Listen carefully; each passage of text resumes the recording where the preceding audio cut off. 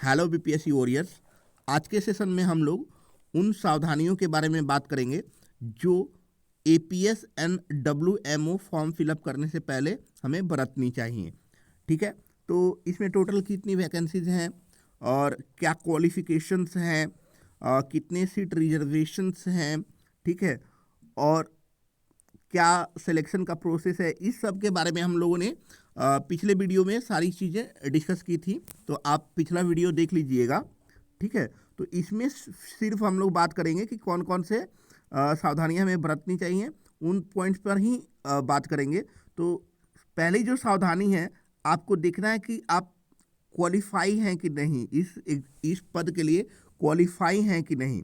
तो क्वालिफिकेशन में सबसे पहले जो चीज़ देखी जाती है वो है एजुकेशनल क्वालिफिकेशंस, राइट। तो इसमें बोला गया है कि आपको रसायन शास्त्र यानी जो केमिस्ट्री होता है, उसके बाद से एनवायरमेंटल साइंस में आपका डिग्री होना चाहिए, बैचलर डिग्री होनी चाहिए।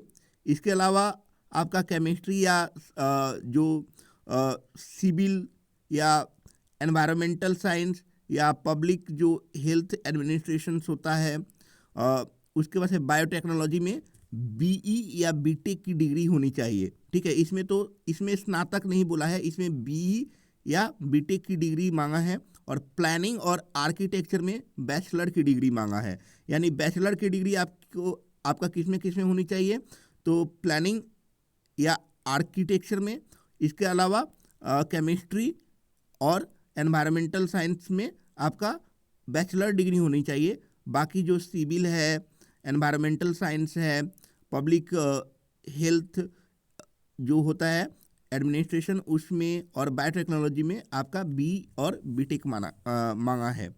और इसमें जानते हैं कि इंटरव्यू नहीं होगा, लिखित परीक्षा होगा। लिखित परीक्षा में 2 पेपर होंगे, पेपर 1 और पेपर 2, दोनों ऑब्जेक्टिव जो होंगे।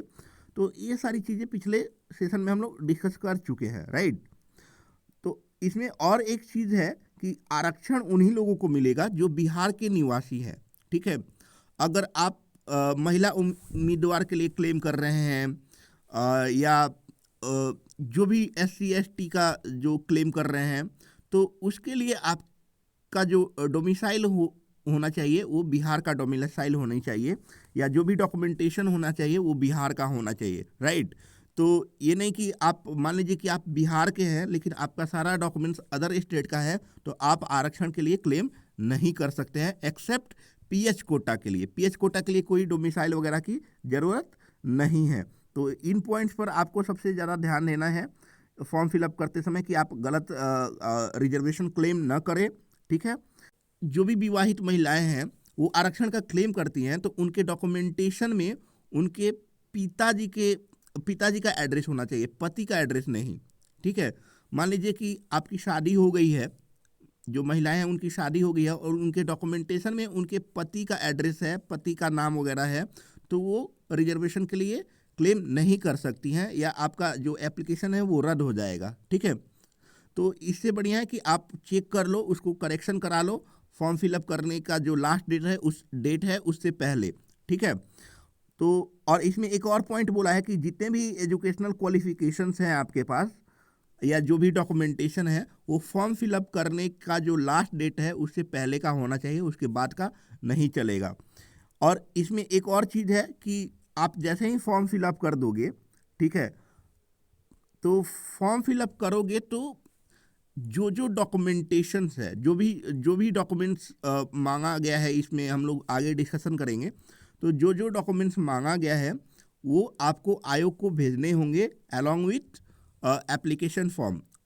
एक और चीज़ आप लोग को बता देता हूँ कि इसमें जो EWS का जो फॉर्म है उसमें लिखा होना चाहिए फाइनेंशियल ईयर 2020 to 21, उसी आधार पर EWS सर्टिफिकेट होनी चाहिए। ठीक है, तो ये भी ध्यान रखना है कि फाइनेंशियल ईयर 2020 to 21 उस पर लिखा होना चाहिए। ऑनलाइन आवेदन भरने की जो अंतिम तिथि है वो है 10/2/2022। फॉर्म फिलअप करने की जो डेट है वो स्टार्ट हो चुकी है 17/1/2022 से। ठीक है, तो ये सब आप जानते ही हैं। इसके अलावा इसमें बोला है कि पेमेंट करने के बाद, ठीक है, पेमेंट करने एवं आवेदन के फाइनल सबमिशन किए जाने के बाद आप कोई भी अभ्यर्थी, कोई भी एप्लीकेंट उसको पुनः एडिट कर सकता है। और कब तक एडिट कर सकता है? 17/2/2022 तक एडिट कर सकता है, ठीक है। लेकिन कुछ कुछ जो पॉइंट्स हैं वो आपको एडिट करने को नहीं मिलेंगे, लाइक अपना नाम, पिता, पति या माता का नाम, ये सब एडिट करने को नहीं मिलेंगे। तो ये ध्यान में रखना है कि ये गलती से आप मतलब गलती टाइप ना करो।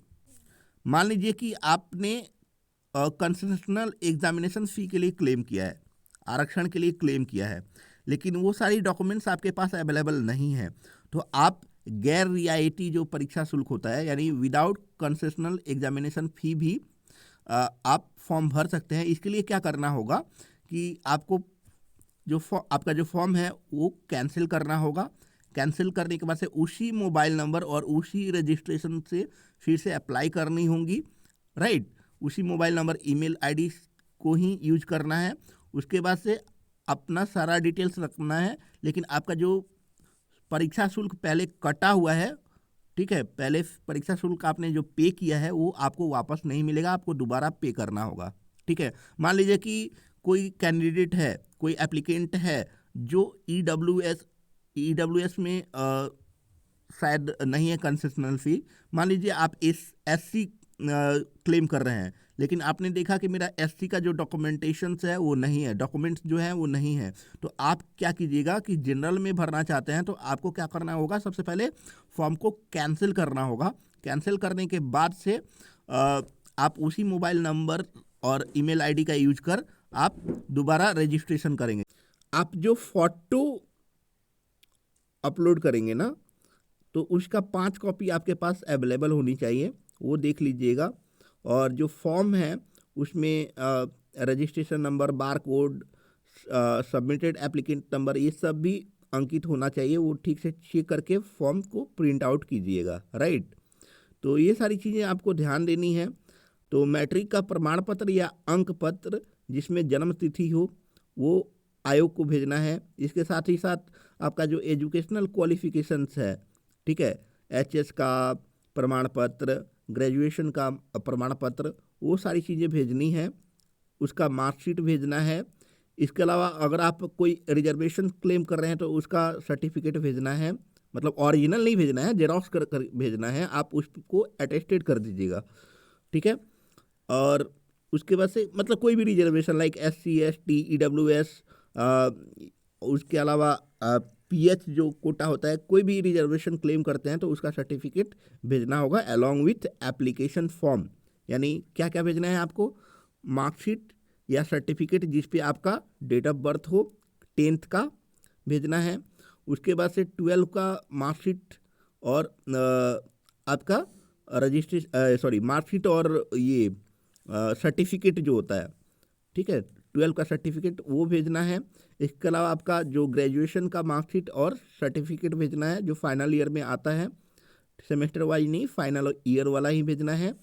इसके अलावा आप कोई भी रिजर्वेशन क्लेम कर रहे हैं, SC ST EWS या PH कोटा, तो वो आपको भेजना है उसका सर्टिफिकेट का जेरॉक्स, और उस पर सेल्फ अटेस्टेड कर दीजिएगा, ठीक है। किस पते पे भेजना है उस पर भी हम लोग बात कर लेते हैं कि कहाँ भेजना है, किस एड्रेस पे भेजना है। तो यहाँ पे लिख दिया गया है, 1 मिनट, यहाँ पे मेंशन किया गया है कि कहाँ भेजना है। एड्रेस में होगा संयुक्त सचिव सह परीक्षा नियंत्रक बिहार लोक सेवा आयोग, 15 नेहरू पथ, बेली रोड, पटना, और 800001, ये एड्रेस पे भेजना है। तो आप इस एड्रेस को नोट करके आप भेज सकते हैं, नोटिफिकेशन में मेंशन है, ठीक है। तो आज के लिए बस इतना ही। मुझे लगा कि हम लोग सारे जो पॉइंट्स हैं उस पर डिस्कशन कर चुके हैं। फिर भी आपको अगर कोई कन्फ्यूजन लगे तो आप हमें कमेंट बॉक्स में कमेंट कर सकते हैं।